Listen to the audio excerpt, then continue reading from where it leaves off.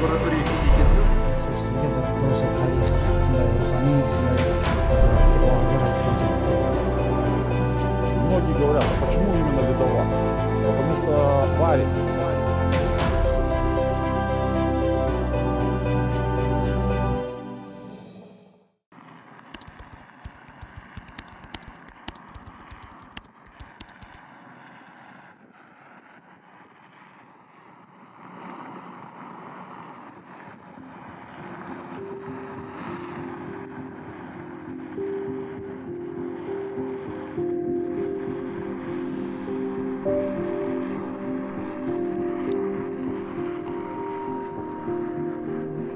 Отец у меня заслуженный лесовод Республики Казахстан.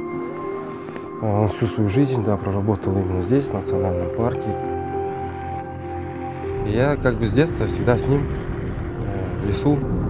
То есть даже когда еще в школе учился, наш класс, наш параллельный класс всегда привлекали нас на прополку, на посадку саженцев, маленьких сеянцев. И вот как бы любовь воспиталась к природе и все.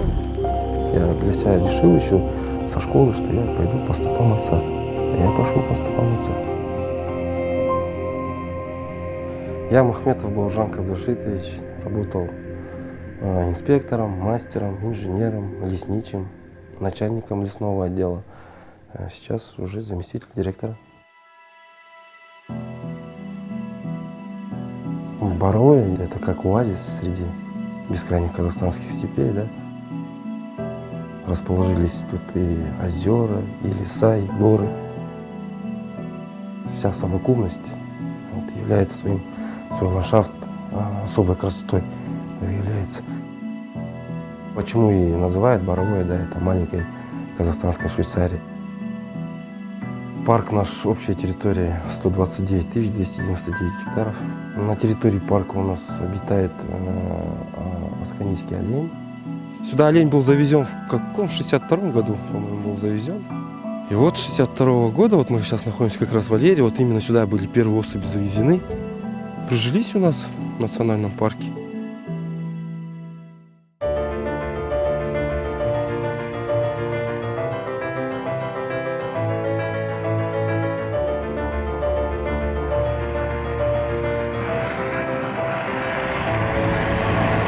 У нас много уникальных мест.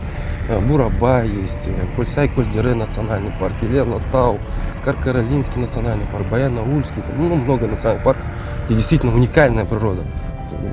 В каждом везде национальном парке или заповеднике своя уникальность есть.